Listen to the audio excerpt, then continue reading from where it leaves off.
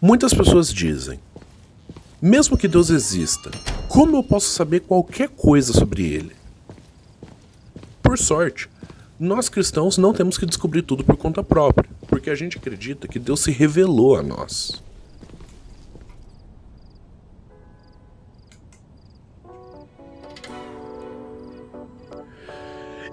E aí, galera? Beleza? Aqui quem fala é o Pastor Rafoso. Não, zoeira, eu não sou pastor. Se você acompanha esse canal aqui desde o primeiro vídeo, você já sabe que isso é zoeira. Eu não sou pastor coisa nenhuma, eu sou só um cara aí que gosta de jogar videogame na internet enquanto fala de Jesus. Se você gosta de teologadas e filosofações, se inscreve no canal aí, porque o papo aqui é sempre na direção de assuntos pertinentes à igreja e à fé cristã.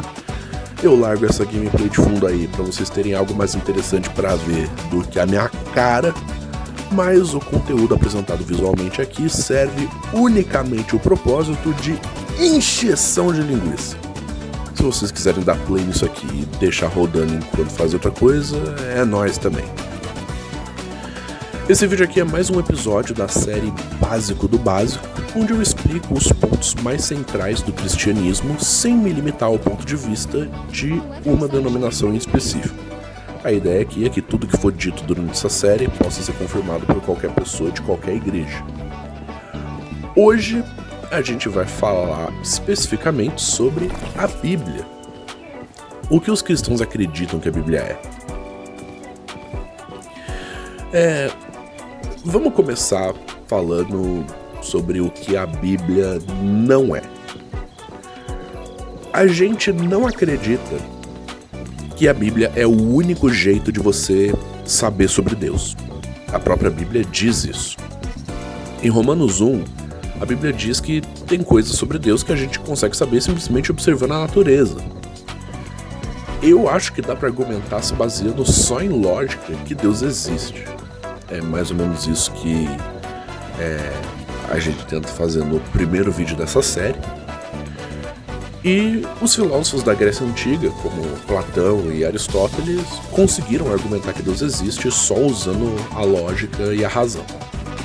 Obviamente eles não se referiam a Deus nos mesmos termos que a gente faz aqui, mas eles chegaram a uma conclusão baseada puramente em filosofia, de que existe meio que um ser supremo que é a fonte de toda a existência. E é basicamente essa forma que os cristãos definem Deus. Então a gente não acredita que a Bíblia é a única forma de saber sobre Deus, mas a Bíblia é a única forma de você saber sobre Jesus. E Jesus é a única revelação verdadeira e perfeita de Deus. Jesus é Deus encarnado que veio ao nosso mundo para redimi-lo. E Jesus é o único que salva. Só acreditar em Deus não é o suficiente, né? Até os demônios acreditam em Deus. Então, sim, é possível acreditar em Deus sem a Bíblia, mas não é possível acreditar em Jesus sem a Bíblia. Quer dizer, até tem como. Alguém lê a Bíblia e te conta, mas aí essa pessoa leu a Bíblia. Ou então, a pessoa que contou para essa pessoa leu a Bíblia. Ou então a pessoa que contou pra você...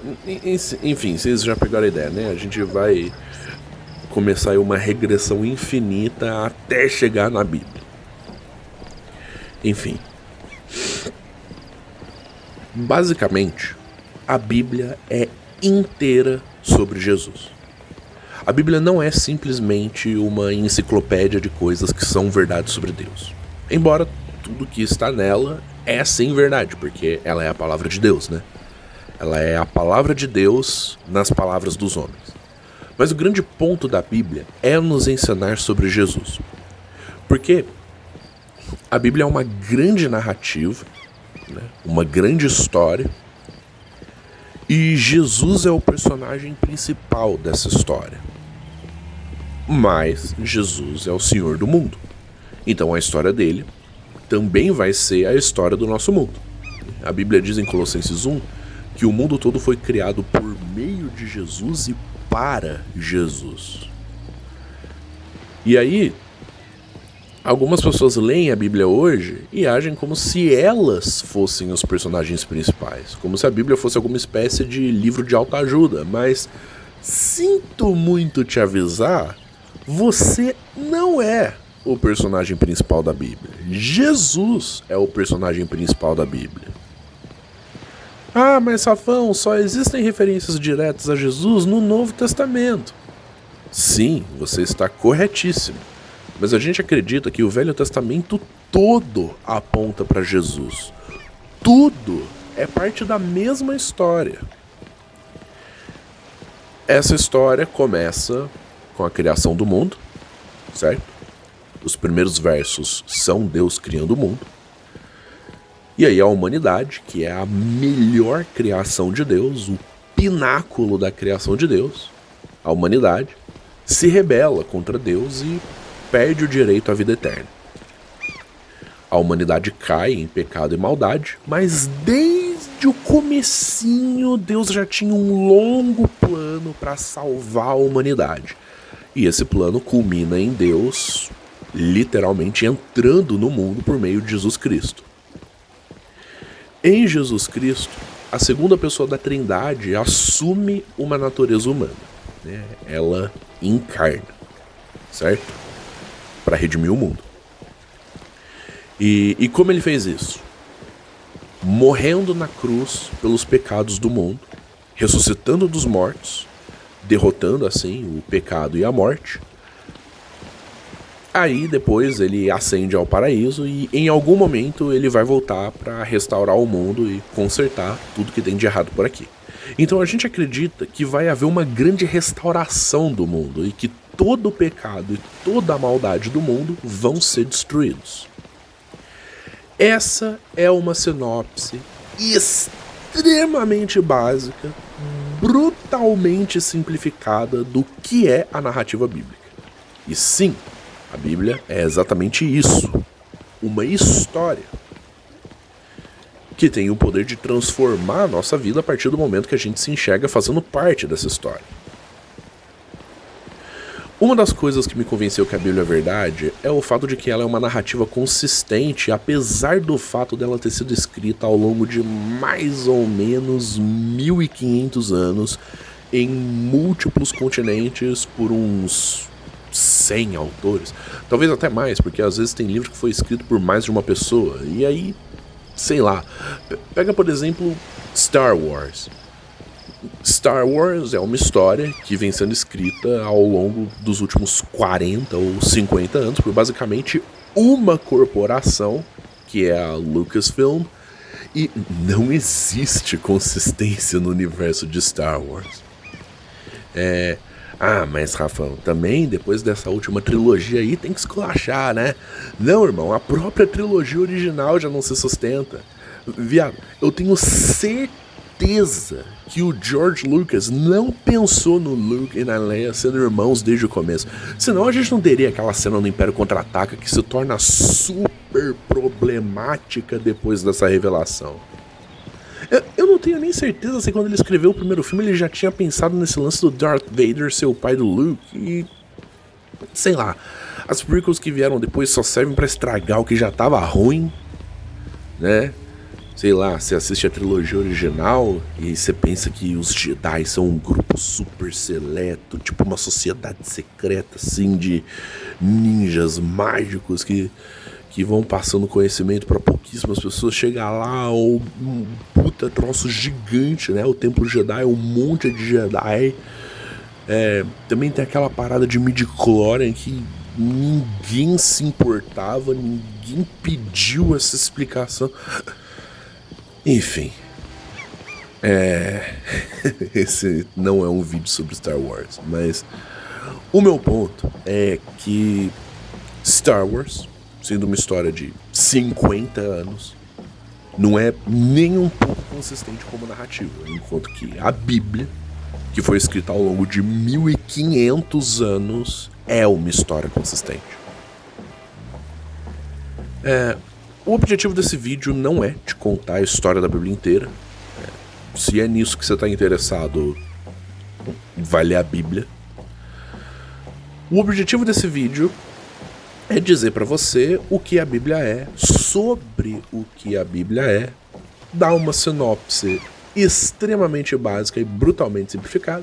Se você quiser ler o troço de verdade, fica aqui registrado o meu incentivo. Não é nem um pouco difícil de encontrar. Se você não fizer questão, você não precisa nem gastar o seu dinheiro. É só você procurar Bíblia na Play Store, que você acha lá um aplicativo com 200 versões e traduções diferentes para você ler. Mas assim, apesar de não ser difícil de acessar, eu vou admitir que é meio difícil de ler no começo, porque existem algumas coisas na Bíblia que, especialmente para uma audiência moderna, podem soar meio estranhas. Especialmente tipo... pega.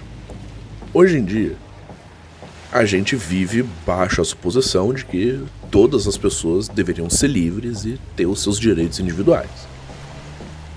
Então, quando a Bíblia menciona escravidão, isso é algo que choca a gente, especialmente quando você não sabe que naquela época a escravidão era algo extremamente normal, que todo mundo fazia.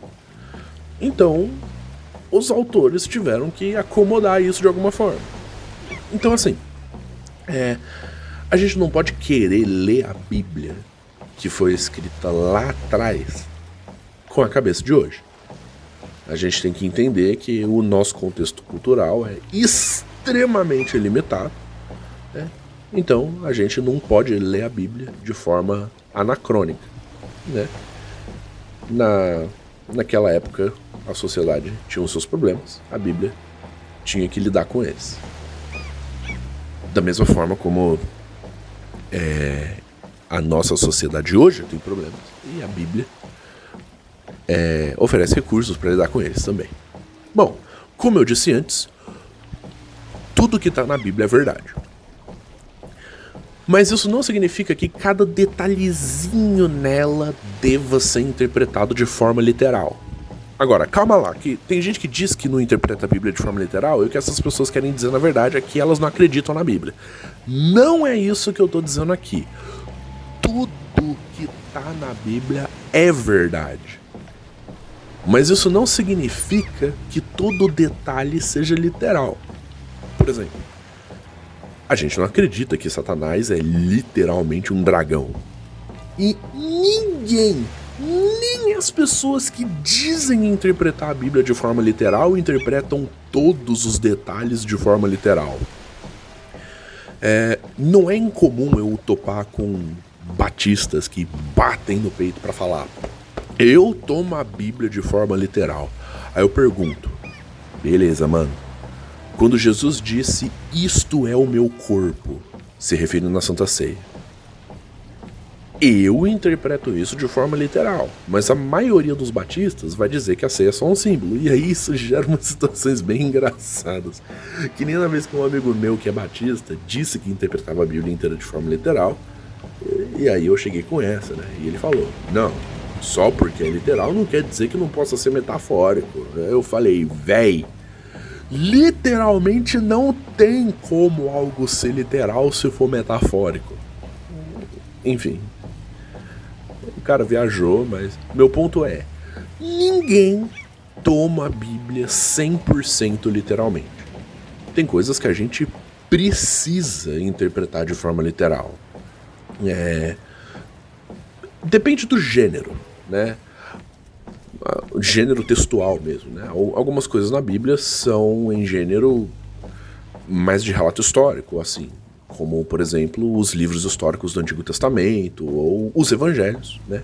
Os evangelhos foram escritos como biografias, né? Você pega o estilo literário e analisa, aquilo ali tá basicamente pedindo para ser lido como um relato jornalístico. Aquilo ali é histórico. Aí talvez alguém que tá vendo o vídeo aqui pode virar e falar: mas os evangelhos são enviesados, Rafão. Mano, toda vírgula escrita na história da humanidade é enviesada, especialmente relato histórico.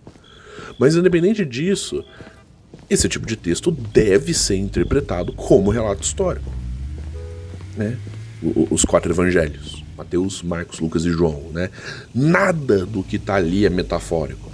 Mano, se você acredita que a ressurreição de Jesus é uma metáfora, me perdoa, mas você não é cristão. Porque o cristianismo é baseado na ressurreição como um evento histórico, não só como uma ideia que é da hora. Agora, tem coisas que todo mundo interpreta de forma metafórica. Os salmos, quando eles usam linguagem poética, todo mundo interpreta de forma metafórica. Cantares é metafórico. Enfim. Não é exatamente metafórico, é poesia erótica. Mas enfim. Bom, tem algumas coisas que a gente não tem certeza. Por exemplo, é motivo de discussão entre os cristãos se os 6 dias da criação em Gênesis devem ser interpretados literalmente ou não. Ou então, sei lá, o livro inteiro de Apocalipse. Historicamente, Apocalipse é interpretado de forma metafórica. Apocalipse, caso alguém seja um completo ignorante e não saiba, é o último livro da Bíblia. Desculpa, é brincadeira, tá, gente? É que eu tenho a sensibilidade emocional de um cavalo e sei lá, às vezes eu tô brincando e vocês acham que eu tô falando sério. É tudo brincadeira, tá? Não levem pro pessoal. Mas enfim, algumas pessoas hoje em dia que tentam interpretar Apocalipse de forma literal e chegam a algumas conclusões bem estranhas. Mas enfim, acho que eu já provei meu ponto. Ninguém interpreta a Bíblia inteira de forma literal. E ninguém deveria interpretar ela inteira de forma metafórica, porque tem partes que a gente acredita que são literalmente história. Enfim. Como eu disse, toda a história da Bíblia gira em torno de Jesus. Ao longo do Antigo Testamento, tem profecias que se referem a um Messias. Algumas profecias são mais explícitas, do tipo, vai ter um Messias, e outras são mais gerais. Por exemplo, a primeira profecia sobre Jesus que a gente vê é bem no livro de Gênesis. Logo depois da queda do Jardim do Éden, Deus promete a Eva que um dos descendentes dela vai esmagar a cabeça da serpente, que é o demônio. E a gente acredita que essa profecia se cumpre em Jesus, porque ele derrotou o demônio. Outra, Deus fala para Moisés no final da vida dele que do meio do povo dele, os judeus, vai vir outro profeta que nem ele. E a gente acredita que Jesus foi um profeta. A gente também acredita que ele foi muito mais do que só isso, mas ele foi um profeta. Outra, o rei Davi, rei do antigo reino de Israel, falaram para ele que ia vir um outro rei muito mais top do que ele, que vai ser descendente dele. E quando a gente olha as genealogias de Jesus, a gente vê que dos dois lados ele é descendente de Davi. E que ele realmente estabeleceu um novo reino, né? Um reino eterno. Só que é um reino espiritual, não um reino físico, ainda, pelo menos. Mas essa é mais uma profecia que se cumpriu em Jesus. Se você ler o Antigo Testamento inteiro, você vai achar muitas coisas referentes a Jesus. E tem várias alcunhas que Jesus preenche, por assim dizer. Ele é o rei do reino de Deus. Esse também é outro tema importantíssimo na Bíblia, o reino de Deus. Eu vou fazer um outro vídeo sobre isso. Ele é o Messias. Cristo é nada mais nada menos do que a palavra grega para Messias, ou Meshiach, caso você queira usar a palavra original em hebraico. Mas eu já vou logo avisando que a galera que insiste em usar o original em hebraico para coisas costuma ser uma galera meio estranha. Mas enfim, ele é o Cristo, ele é o Messias, ele é o Rei, ele é o nosso grande sumo sacerdote, porque só ele pode nos reconciliar com Deus. Eu falei disso uns vídeos para trás aí. Enfim, meu ponto é que a Bíblia inteira é sobre Jesus. Jesus é a palavra de Deus, porque Jesus é a autorrevelação de Deus para nós. No começo do evangelho dele, João chama Jesus de Verbo de Deus. E como a maioria de nós não viu Jesus face a face, a menos que você seja alguém que de algum jeito sobreviveu desde o primeiro século, a gente tem a Bíblia como palavra escrita de Deus e a gente confia que o que ela conta pra gente é verdade. É isso que eu tenho pra vocês nesse vídeo aqui. No vídeo que vem a gente vai falar sobre céu, inferno, salvação, como tudo isso funciona. E é nóis. Valeu, falou, até o próximo vídeo. Pode ser daqui uma semana ou daqui um ano, sei lá. É nóis.